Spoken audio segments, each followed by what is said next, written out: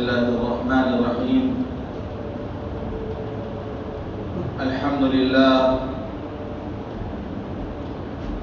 لله رب العالمين، والصلاة والسلام على سيد الأنبياء والمرسلين وخاتم النبيين سيدنا محمد وآله وصحبه أجمعين، ومن تبعهم بإحسان ودعا بدعوتهم إلى يوم الدين. أما بعد،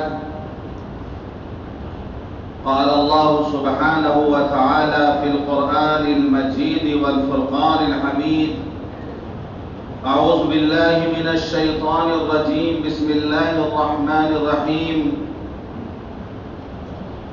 إن الشيطان لكم عدو فاتخذوه عدوا إنما يدعو حزبه ليكونوا من أصحاب السعير.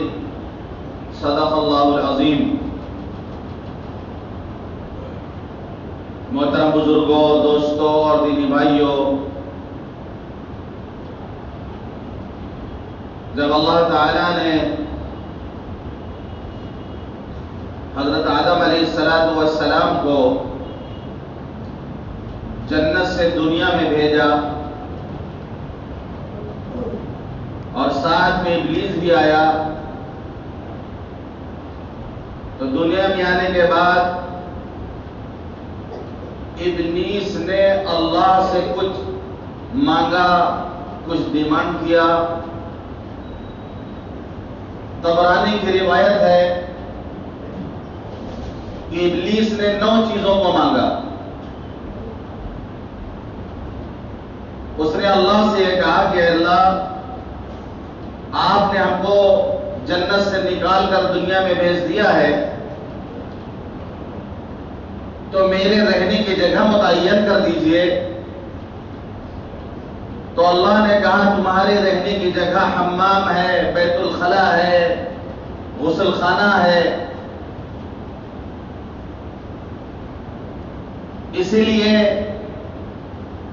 جب ہم جائیں حمام میں، استنجا خانہ میں، بیت الخلا میں، تو دعا پڑھ کر کے جائیں، اہتمام سے جائیں. اپنے بچوں کو بھی دعا سکھائیں: اللہم انی اعوذ بک من الخبث والخبائث.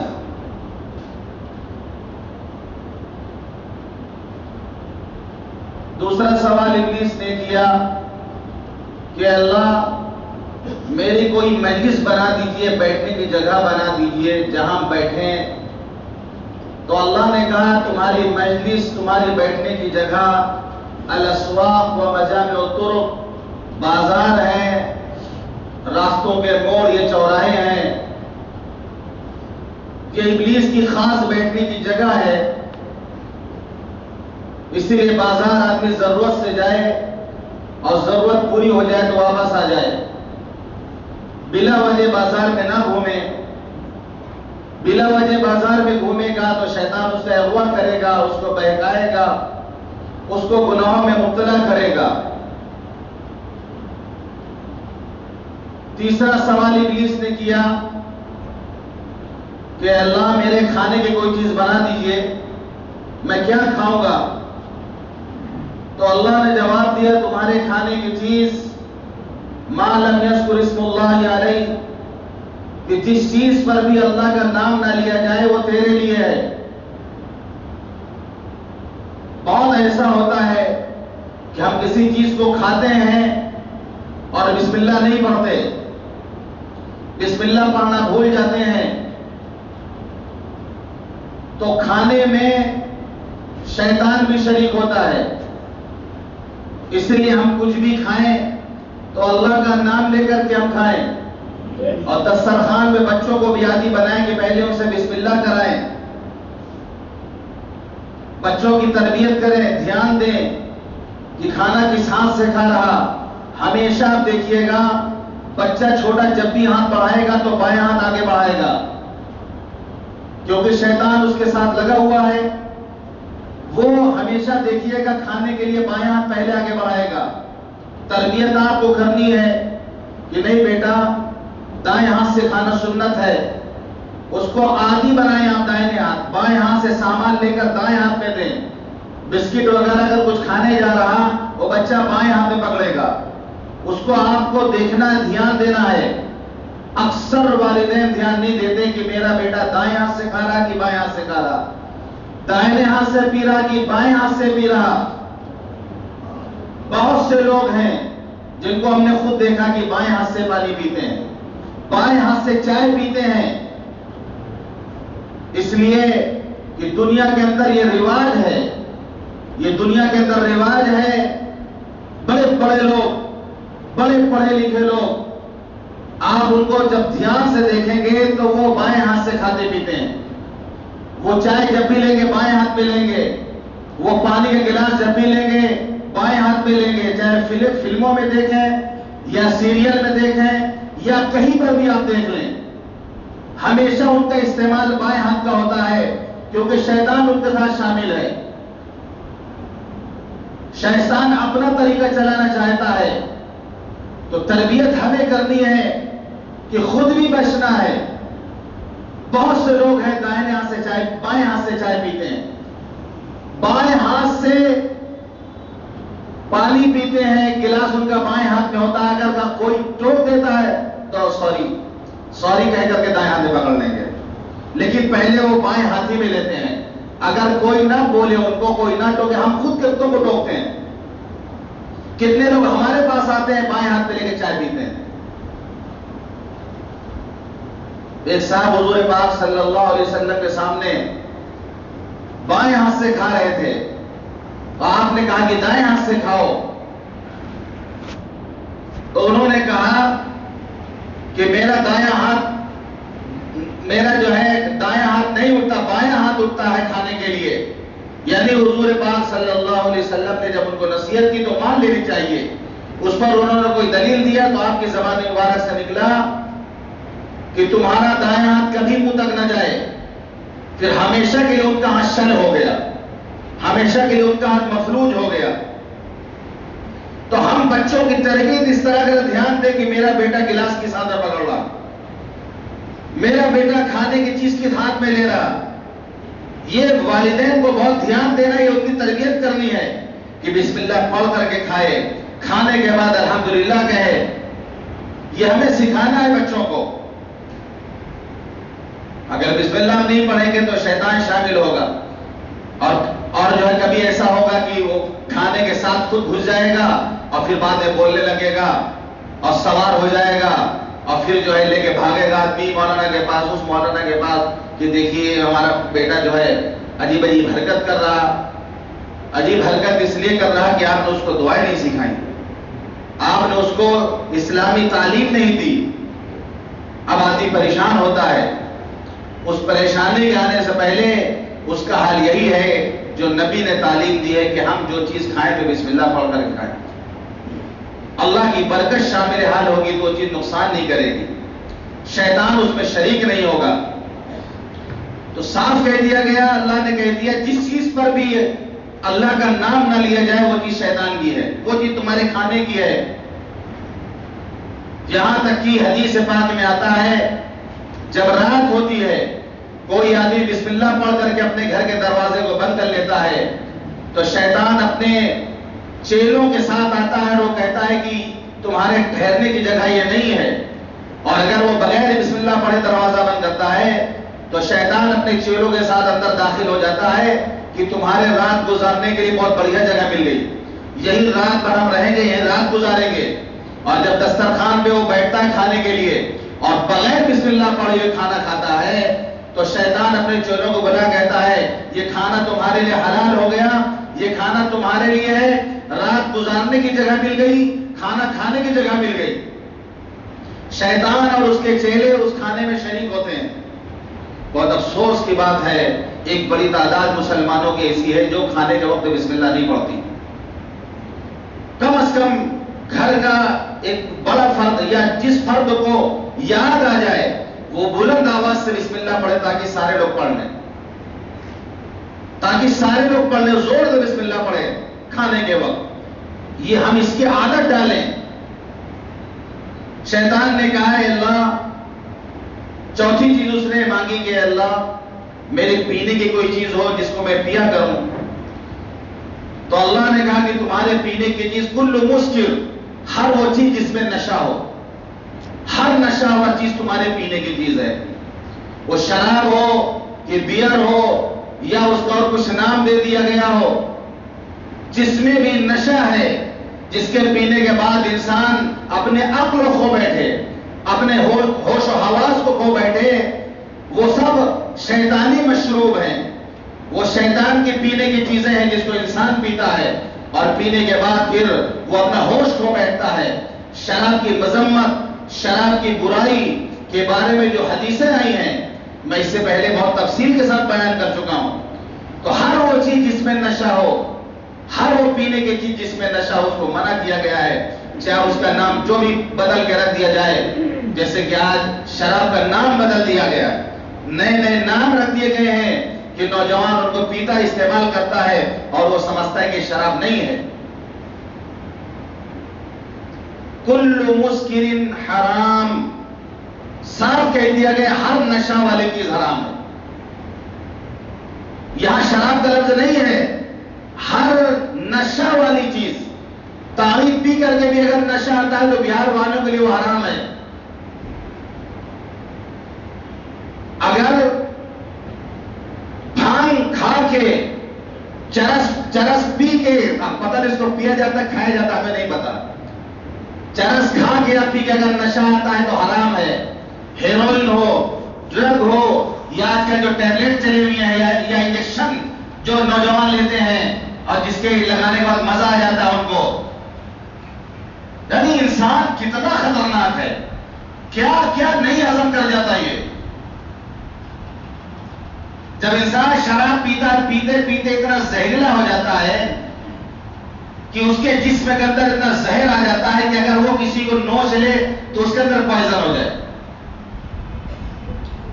یہاں تک کہ میں نے سنا کہ بنگال میں ایک نشہ ہوتا ہے سانپ کا نشہ، کہ انسان سانپ کو دیکھ کے بھاگتا ہے، وہ اپنی زبان باہر نکال کے سانپ سے ڈسواتے ہیں اپنی زبان پر.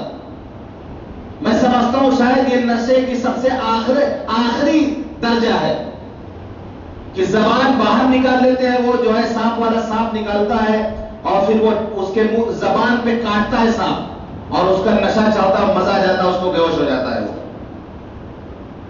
انسان کتنا خطرناک کہ سانپ اگر کاٹ لے تو سانپ مر جائے. تو ہر وہ چیز جس سے نشہ ہو، یہ اصول سمجھ لیجیے، ہر وہ چیز جس کو پینے کے بعد نشہ آ جائے وہ حرام ہے. اور وہ چیز ہے جن کو استعمال کرنے کے بعد نشہ نہ آئے، آدمی ہوش میں رہتا ہے. جیسے تمباکو آدمی کھاتا ہے، تمباکو پان آدمی کھاتا ہے، گل کرتا ہے، سگریٹ پیتا ہے، بیڑی پیتا ہے. سگریٹ بیڑی تو حرام ہے. خیر اس کی وجہ یہ ہے کہ جو سگریٹ پیتا ہے اس کے منہ سے اتنی بدبو آتی ہے کہ دوسروں کو تکلیف پہنچاتا ہے. وہ ایذائے مسلم حرام ہے. اب آپ کسی کے بغل میں نیت باندھ کے کھڑا ہو جائے گا تو اس کی پوری نماز خراب ہو جائے گی.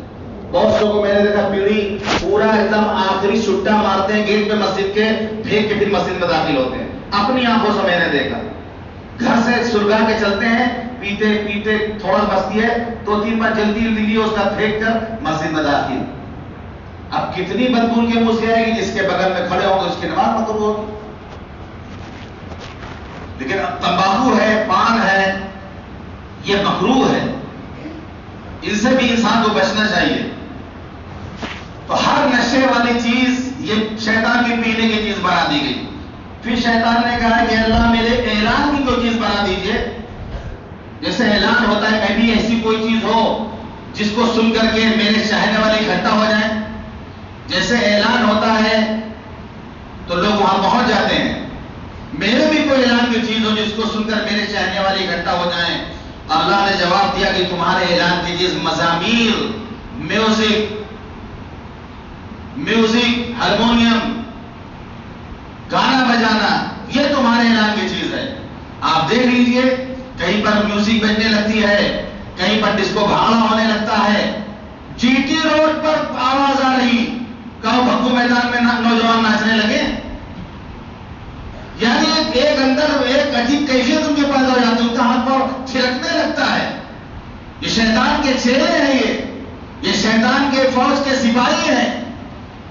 کہیں پر ان کے میوزک کی آواز آتی ہے، نوجوانوں کو میوزک کی آواز آتی ہے، ان کا ہاتھ پاؤں چلنے لگتا ہے، ان کو مزہ آنے لگتا ہے، ان پر وزن طاری ہونے لگتا ہے، ان کا سر جھومنے لگتا ہے، ان کو ایک جو ہے مزہ آنے لگتا ہے. یہ شیطان کے اعلان کی چیز ہے جس سے سلیم الفطرت انسان کو بچنا چاہیے. سلیم الفطرت انسان، ہر انسان کو بچنا چاہیے، کسی بھی مذہب کا ماننے والا ہو.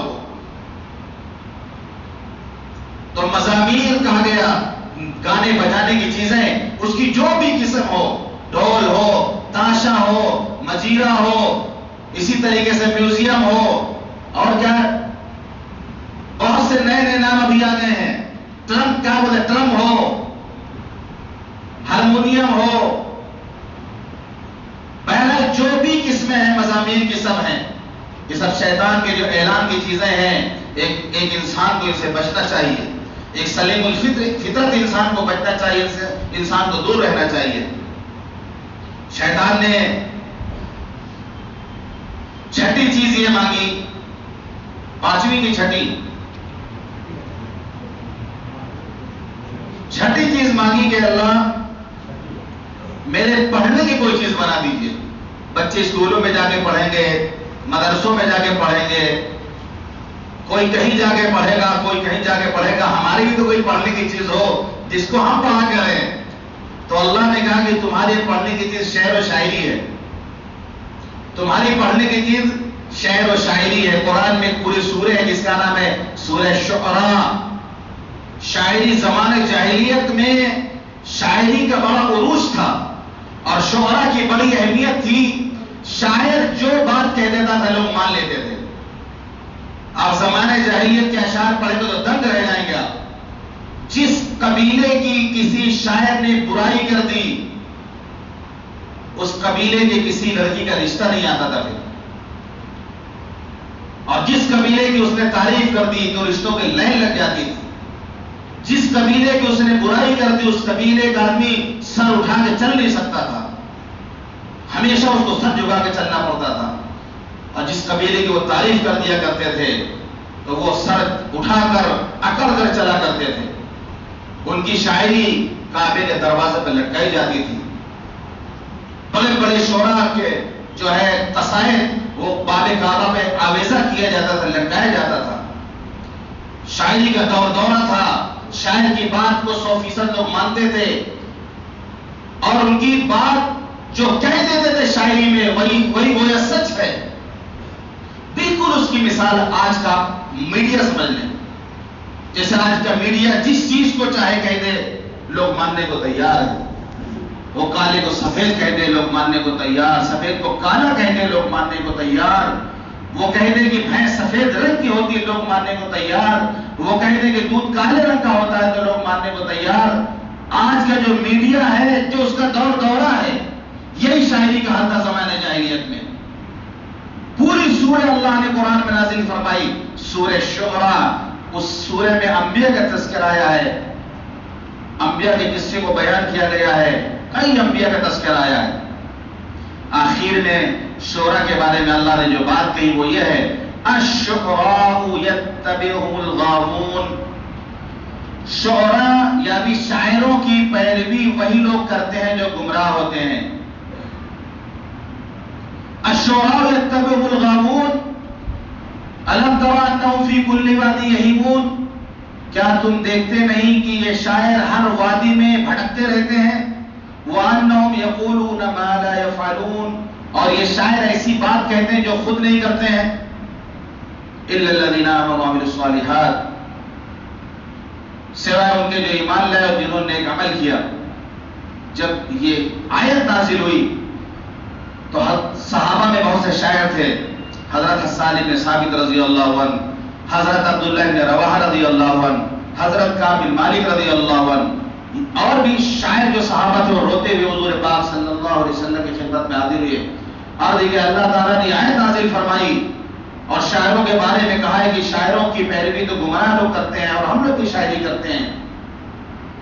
تو حضور پاک صلی اللہ علیہ وسلم نے فرمایا کہ آگے بھی تو آیت پڑھو الا الذین آمنوا وعملوا الصالحات، کہ یہ جو شعراء کا تذکرہ کیا گیا ہے اس سے ایمان والوں کو الگ اور مستثنی کر دیا گیا ہے. تمہاری جو شاعری ہوتی ہے وہ مفید شاعری ہوتی ہے. تو شاعری دو طرح کی ہوتی ہے. ایک تو بہت خیالی، یعنی آدمی خیالات کی وادیوں میں بھٹکتا ہے، شاعر پتہ نہیں کہاں کہاں کی اوٹ پٹانگ کی باتیں لاتا ہے. کسی کی محبت میں جب بیان کرنے لگتا ہے تو زمین اور آسمان کو ایک کر دیتا ہے، جھوٹی تعریف کرتا ہے وہ. اسی طریقے سے جب کسی کی برائی بیان کرتا ہے تو اس میں مبالغہ سے کام لیتا ہے. ایسی شاعری ناپسندیدہ ہے.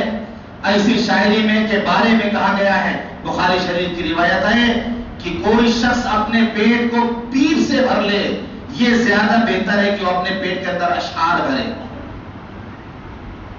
پیٹ کا بھر جانا پیٹ میں زیادہ بہتر ہے اس چیز سے کہ آدمی شعر و شاعری کو اپنے پیٹ میں جگہ دے اور اس سے اپنے پیٹ کو بھرے. تو شاعری کی ایک وہ قسم ہے، اور شاعری کی دوسری قسم جو قابل تعریف ہے، اللہ کی محبت میں، نبی کی محبت میں، صحابہ کی محبت میں، یا قوم کو بیدار کرنے کے لیے جو شاعری ہے، جیسے علامہ اقبال کے اشعار ہیں، مولانا روم کے اشعار ہیں کہ جن کو پڑھنے کے بعد ایمان تازہ ہو جائے. ایسی شاعری مطلوب بھی ہے اور محبوب بھی ہے اور محمود بھی ہے، قابل تعریف ہے ایسی شاعری. تو جو صحابہ کرام میں جو شعراء تھے جو شاعری کرتے تھے وہ اسی طرح کی شاعری کیا کرتے تھے. وہ حضور پاک صلی اللہ علیہ وسلم کی تعریف کیا کرتے تھے. تو بہرحال شاعر اور شاعری میں اتنا مشغول ہو جائے کہ وہ قرآن کی تلاوت سے رک جائے، دین کی کتابوں سے رک جائے، نماز سے غافل ہو جائے، ایسی شعر و شاعری منع ہے. قرآن کی تلاوت، دینی تعلیم، دینی کتابوں کا مطالعہ، نماز کا اہتمام، یہ شاعری پر غالب ہونی چاہیے. شاعری مغلوب ہو، یہ چیزیں غالب ہوں تب تو اجازت ہے. لیکن شاعری سڑ سڑ کر بولے، باقی چیزیں دب جائیں، رات دن خالی آدمی خیالات ہی میں گم رہے، ذرا سا موسم بدلا، بوند گری، بس شاعر کا مزاج پھڑکا اور شاعری شروع ہو گئی بارش کے اوپر. کسی کی زلفوں کو دیکھ لیا لہراتے ہوئے، اب ان کی زلفوں پر جو ہے شاعری پھڑک اٹھی ان کی. کسی کی خوبصورت آنکھوں کو دیکھا، بس آنکھوں پر جو ہے شاعری شروع ہو گئی. ایسی شاعری سے منع کیا گیا ہے. یہ شیطانی پیشہ ہے، یہ شیطان کا کام ہے، یہ شیطان کی پڑھنے کی چیز ہے شعر و شاعری. ساتویں چیز شیطان نے مانگا ہے، اللہ ہمارے لکھنے کی کوئی چیز بنا دیجیے. تو اللہ نے کہا تمہارے لکھنے کی چیز الوس، گودنا. یہ جو ٹیٹو بناتے ہیں، گودتے ہیں، یہ شیطانی عمل ہے. عام طور پر ہمارے یہاں ہندوستان میں جو برادران وطن ہے وہی ان کے عورتیں گدواتی ہیں ہاتھوں کو، پھر بھی یہ شیطانی عمل ہے. اسلام نے گدوانے سے منع کیا ہے، اس کو شیطانی عمل قرار دیا ہے. لیکن بہت افسوس کی بات یہ ہے کہ جب ہم لوگ حج کرنے جاتے ہیں وہاں دیکھتے ہیں افریقہ وغیرہ سے جو عورتیں آتی ہیں وہ منہ پہ بھی گدوائے رہتی ہیں، ہاتھ پہ گدوائے رہتی ہیں، منہ پہ، چہرے پہ، گال پہ، سب ان کا گدا ہوا رہتا ہے. جبکہ منع ہے، یہ حرام ہے یہ. لیکن ابھی فیشن چل گیا ہے ہمارے یہاں بھی. ابھی نوجوان پیٹھ پر، سینے پر، ہاتھ پر اور پتہ نہیں کہاں کہاں جسم کے کس حصے پر وہ جو گدواتے ہیں. یہ شیطان کی لکھنے کی چیز ہے. ایک مسلمان کو، ایک اچھے انسان کو اس سے دور رہنا چاہیے. پہلے تو عورتیں خالی گداتی تھی، لیکن ابھی فیشن چل گیا ہے. فلموں میں دیکھتے کہ ہیرو لوگ گدائے ہوئے ہیں تو جو ہے ہیروئن گدائی ہوئی ہے تو لڑکیاں گدوا رہی، نوجوان لڑکے گدوا رہے ہیں. منع ہے اسلام میں، اس کی اجازت نہیں دی گئی ہے، اس لیے کہ شیطان کی لکھنے کی چیز ہے. شیطان نے 8واں مطالبہ یہ کیا کہ اللہ ہمارے گفتگو کو ایک چیز بنا دیجیے. اجعلنی حدیثا، میں کیا بات کروں، کوئی موضوع ہو جس پر میں بات کیا کروں. تو اللہ نے کہا تمہارے بات کا موضوع جھوٹ ہے. جو جھوٹ بولے گا وہ شیطانی کام کرے گا. شیطان کا موضوع جھوٹ ہے. ایک مسلمان کو، ایک اچھے سچے انسان کو جھوٹ سے بچنا چاہیے. جھوٹ گندگی ہے، جھوٹ پلیت ہے، جھوٹ لعنت ہے. یہاں تک کہ حدیث پاک میں آتا ہے کہ جب بندہ جھوٹ بولتا ہے اس کی بدبو سے فرشتہ 1 میل دور چلا جاتا ہے. یعنی جھوٹ کے اندر بدبو ہوتی ہے، ہم محسوس کریں نہ کریں، لیکن فرشتوں کو محسوس ہوتی ہے وہ کہ جب بندہ جھوٹ بولتا ہے تو فرشتہ 1 میل دور چلا جاتا ہے اس کی بدبو سے. جھوٹ سے پرہیز کرنا چاہیے، جھوٹ سے منع کیا گیا ہے. ایاکم الکذب، حدیث پاک میں آتا ہے کہ جھوٹ سے بچو. فإن الكذب يهدي إلى الفجور، اس لیے کہ جھوٹ یہ فسق و فجور تک پہنچاتی ہے، فسق و فجور تک جھوٹ لے کے جاتا ہے. وإن الفجور يهدي إلى النار، اور فسق و فجور تمہیں جہنم تک لے کے جائے گا. بندہ جھوٹ بولتا رہتا ہے، جھوٹ بولتا رہتا ہے، یہاں تک کہ اللہ کے ہاں اس کا نام کذابوں میں لکھ دیا جاتا ہے، جھوٹا لکھ دیا جاتا ہے اللہ کے ہاں. اور یاد رکھیے جھوٹے کے بعد کا کوئی اعتبار نہیں ہوتا.